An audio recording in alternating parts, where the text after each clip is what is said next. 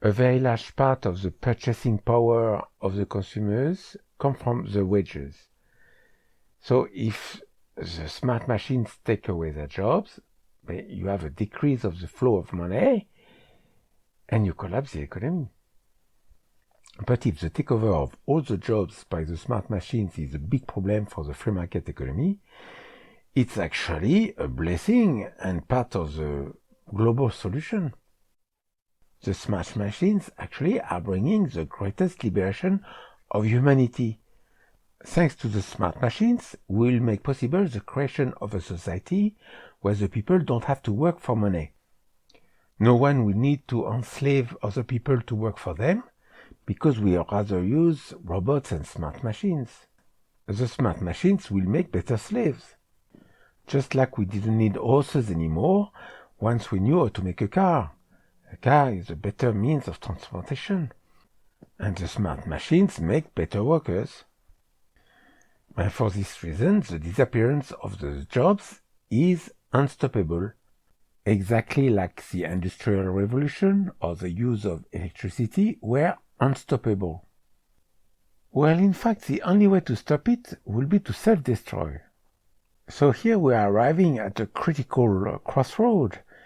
Either we have a revolution and we destroy everything and we go back to the Stone Age, or we have an evolution and we reach a new level of civilization that is equivalent to a paradise. Every technologically advanced civilization that has reached the level of the smart machine has the same system of society as a paradise. And we call this system of society Paradism.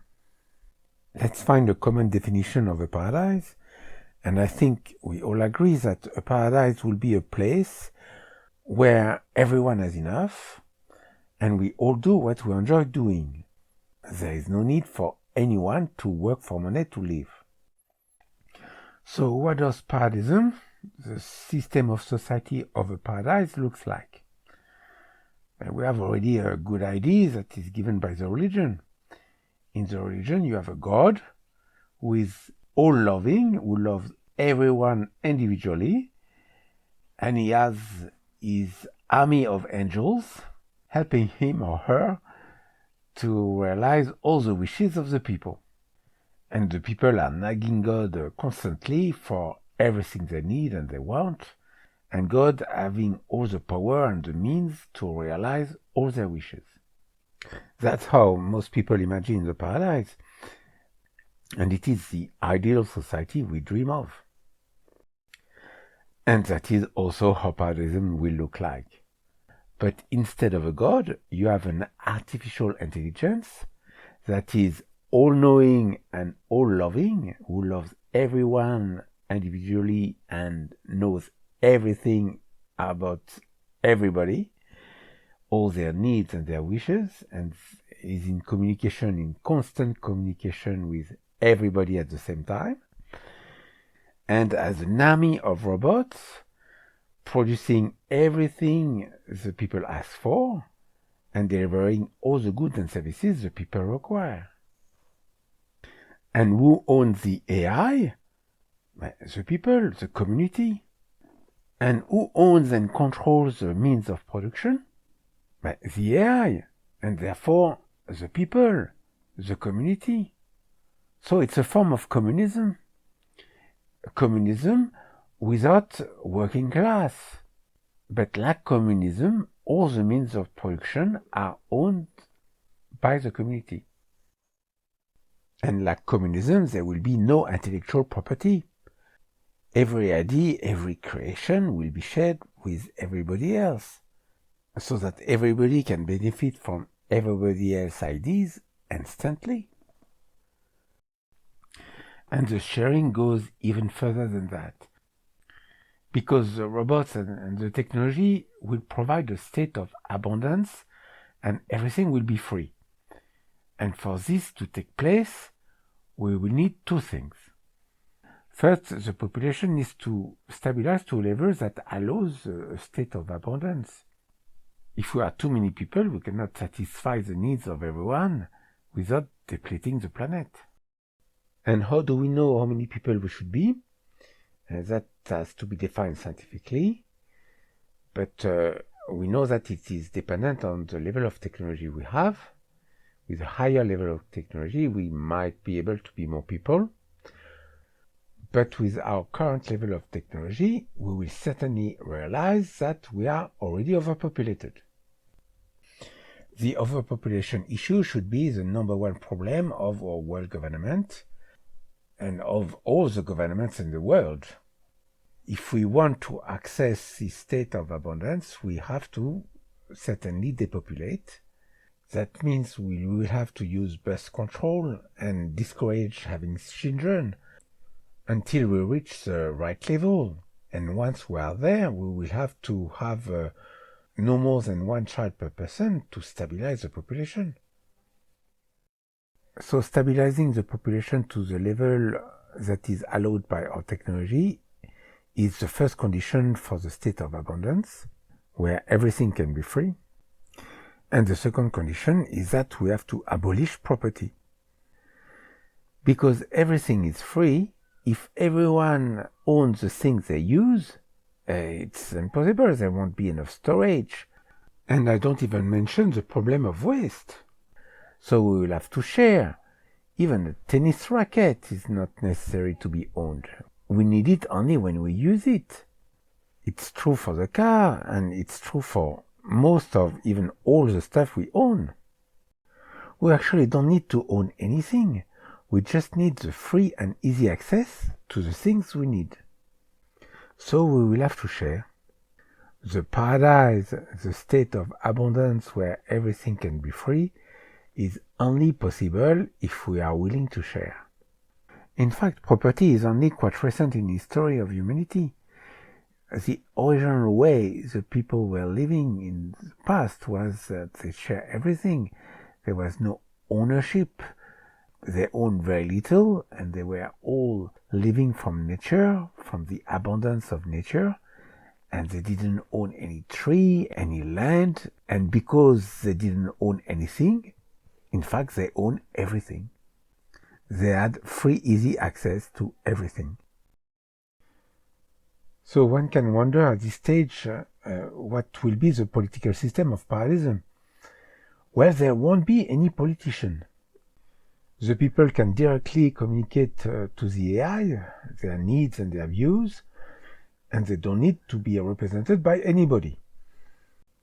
To satisfy all the needs of the people, how many cars, how many hospitals, how much food we need to produce, and to optimize the freedom, the well-being, and the happiness of the people, you don't need to be from the left, from the right, or the center.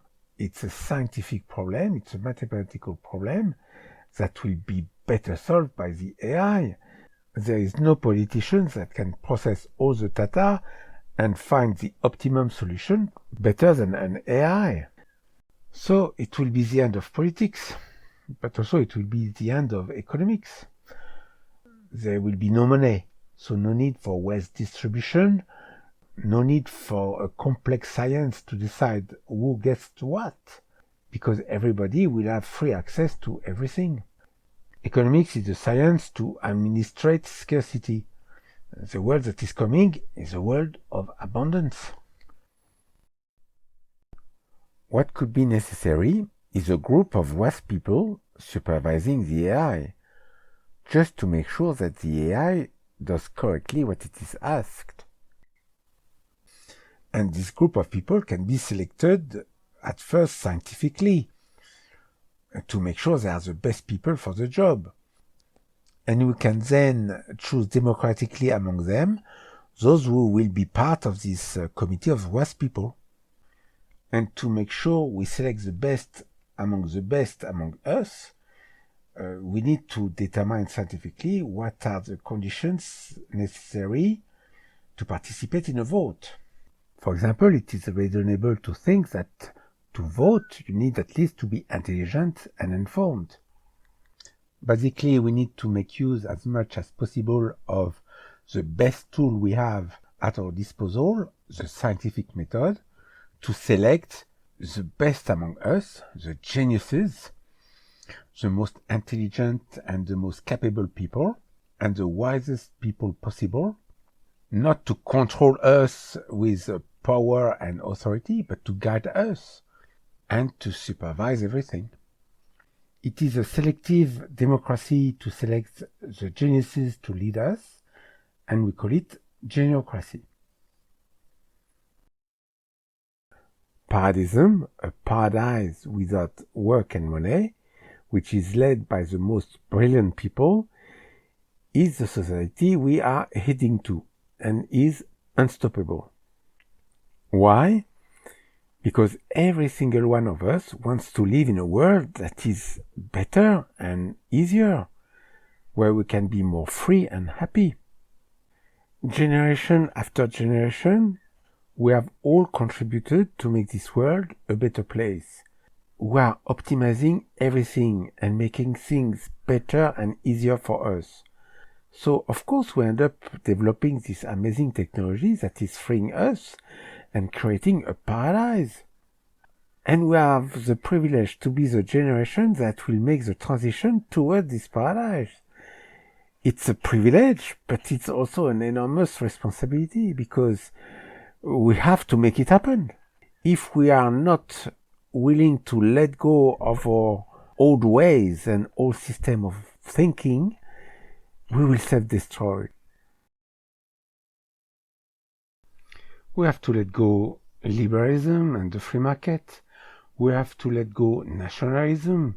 We have to let go all this competition to acquire the resources and unite and share everything. We are at the doors of a paradise on earth. All that is required is more love and sharing, so that we can all enter. It's all of us or none of us. We have to do it all together. It's ridiculous to fight in Syria, Libya, in the Middle East and all over the world. And this is ridiculous when you consider that just in a few years we could all be living in a paradise. Our priority now should be to disarm and unite and make sure we avoid self-destruction, because the future that is awaiting us is fantastic. We need to transition safely to Paradism, and we can do that by adopting humanitarianism, what we have seen before. That is the collectivization of most of the means of production and our ethics system, and put all our energy into developing the technology that will free us from having to work, robots, artificial intelligence, but also genetic engineering, because we will have to have a technology that is completely integrated into nature. If everything can be made biologically, all the waste can be recycled by nature. We have now the technology to clean the air, to clean the rivers, and to repair the earth. We just need the economic system that will give us the means to do it. We will repair the earth, but also we will repair the people. The people have been formatted into the compliant workers the system needed. Our value system has been designed to make work the purpose of people's life and their source of self-worth. But actually, for the people to realize themselves, they don't need to work, they need to be free. So stop supporting politicians who try to create more jobs and make people work. The people don't want to work, they want more freedom. So support instead the politicians who want to give the jobs to the smart machines and who want to free the people. Like any other living beings, if we let the people free to do what they enjoy doing, they will do the very things that contribute to their health and happiness, but they will do also the things that contribute to the health and happiness of the whole society. Therefore, the people don't need to be controlled, but they need to be free. By expressing themselves, by expressing their DNA, they will do exactly what is necessary for the survival and the happiness of the whole society. It is when we prevent the people from blossoming in the direction of their choosing that we create the conditions and the frustrations that leads to violence and conflicts. Paradism, this new society that is coming, will be a great liberation, and it will create the environment and the conditions that are necessary for the people to blossom and to express and explore all their potential. Without any work, the people will not just sit there and do nothing. There will be a lot of activities. They will have fun. They want to play. The people don't want to work. They want to play. They want to dance. They want to party. They want to make love. They want to meditate. They want to create art, scientific research, travel. They won't have enough time to do everything they want to do. This new society is not a dream. It's a reality that is nearly there. What is a dream, or rather a nightmare, is this society we are living in. This society is not possible. It's not sustainable. It can't be a reality anymore. If we try to keep it longer, if we continue to compete between each other, we will stay destroyed. The only possible future we have, it's a paradise. So this is a fantastic hope we can have now. It's not the time to depress. This future is not a dream. It is achievable by this generation. So let's make it happen.